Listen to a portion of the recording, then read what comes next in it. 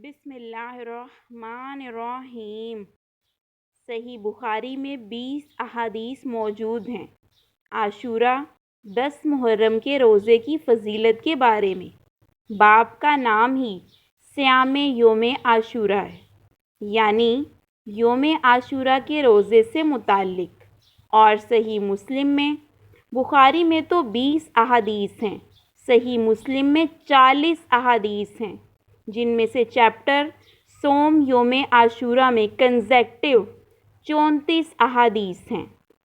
بخاری مسلم کو ملا کر آپ کو 50 سے زیادہ احادیث ملیں گی۔ 8 صحابہ اکرام سے یہ احادیث روایت ہیں۔ ان میں سے میں نے 5 احادیث منتخب کی ہیں۔ پہلی حدیث بخاری مسلم دونوں میں ہے، مشکات میں بھی ہے۔ ابن عباس رضی اللہ تعالیٰ عنہ کہتے ہیں کہ میں نے نبی کریم صلی اللہ علیہ وآلہ وسلم کو یوم عاشورہ 10 محرم اور رمضان المبارک کے علاوہ کسی اور دن کے روزوں کا اہتمام کرتے ہوئے نہیں دیکھا۔ اور پھر فرمایا، آپ صلی اللہ علیہ وآلہ وسلم یوم عاشورہ 10 محرم کے دن کو باقی تمام دنوں پر فضیلت دیا کرتے تھے۔ یہ مسلم کے الفاظ ہیں، بخاری میں بھی موجود ہیں۔ دوسری حدیث ابو قتادہ کہتے ہیں کہ نبی کریم صلی اللہ علیہ وآلہ وسلم نے فرمایا، میں اللہ سے امید کرتا ہوں کہ یوم عاشورہ یعنی 10 محرم کا روزہ 1 سال کے گناہوں کا کفارہ بن جائے گا، اور یہ گناہ صغیرہ ہی ہوتے ہیں، کبیرہ گناہ صرف توبہ سے ہی معاف ہوتے ہیں۔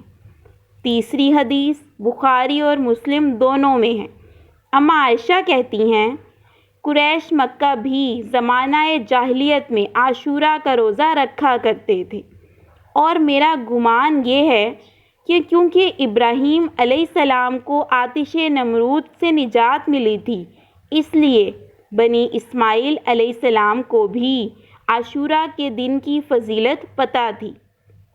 مشرکین عرب بت پرست تھے، وہ بھی عاشورہ کا روزہ رکھا کرتے تھے۔ نبی کریم بھی مکے میں عاشورہ کا روزہ رکھا کرتے تھے۔ رمضان کریم تو مدینے میں آ کر رمضان کے روزے فرض ہوئے تھے، لیکن اس سے پہلے مکے میں ہی 10 محرم کا روزہ رکھا جاتا تھا۔ اما عائشہ کے الفاظ ہیں، ہجرت مدینہ کے بعد بھی آپ صلی اللہ علیہ وآلہ وسلم ہمیں عاشورہ کا روزہ رکھنے کی تلقین کیا کرتے تھے۔ جب رمضان کے روزے فرض ہوئے، پھر آپ نے فرمایا، اب جس کی مرضی چاہے عاشورہ کا روزہ رکھے، جس کی مرضی چاہے نہ رکھے۔ یعنی رمضان کے روزے فرض ہونے کے بعد آپ نے عاشورہ کے روزے کو فرض نہیں کیا، بلکہ آپشنل بنا دیا، جس کی مرضی چاہے رکھے، جس کی مرضی چاہے چھوڑ دے۔ یہ ایک نفلی روزہ ہے۔ چوتھی حدیث بھی بخاری و مسلم دونوں میں ہے۔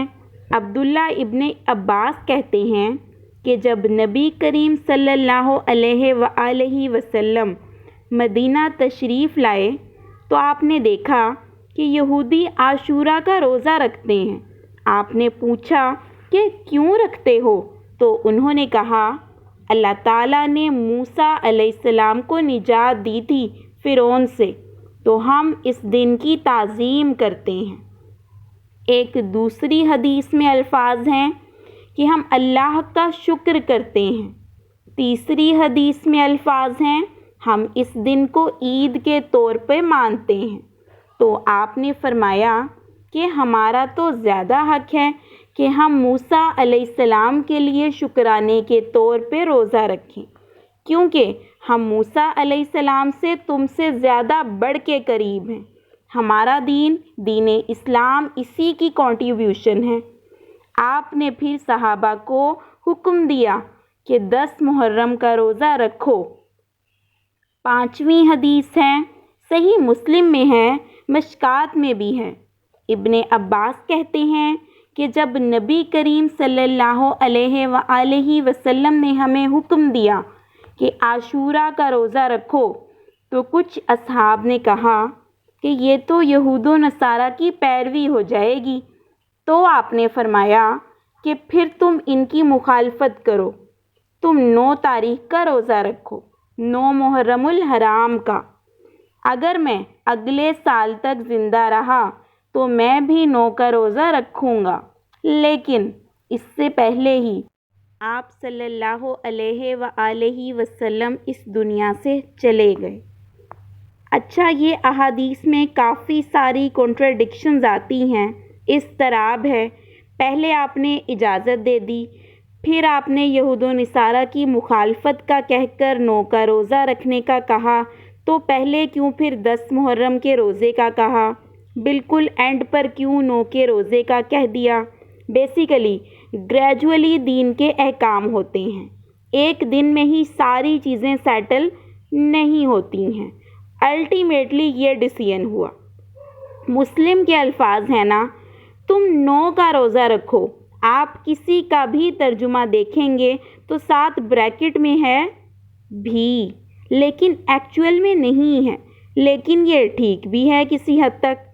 اہل حدیث، شیعہ سب نے بریکٹ میں بھی لکھا ہے۔ یہ جو بھی لگائی ہوئی ہے نا، یہ حدیث میں نہیں ہے، لیکن لگائی صحیح ہوئی ہے۔ ابن عباس ہی فرماتے ہیں 9 اور 10 کے 2 روزے رکھ کر یہودیوں کی مخالفت کرو۔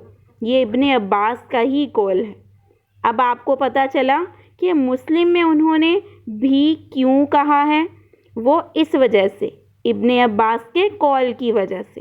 ایک اور حدیث ہے، اس میں ابن عباس کا قول ہے یہود و نصارہ کی مخالفت کرو، 10 سے پہلے ایک روزہ ملا کر یا 10 کے بعد ایک روزہ ملا کر، یعنی 9-10 محرم کا روزہ رکھ لو یا پھر 10-11 کا روزہ رکھ لو، یہ بھی صحیح ہے۔ اگر کسی شخص کا 9 کا روزہ رہ جائے پھر وہ 10 محرم کے بعد 11 کا روزہ رکھ سکتا ہے۔ ویڈیو اگر اچھی لگی ہے تو لائک کر دیں، چینل پہ نیو ہیں تو سبسکرائب کر دیں اور ساتھ میں لگے بیل آئیکن کو بھی پریس کر دیں تاکہ میرے فیوچر کی ویڈیو کی نوٹیفیکیشنز بھی آپ کو مل سکیں۔ God bless you. اللہ حافظ۔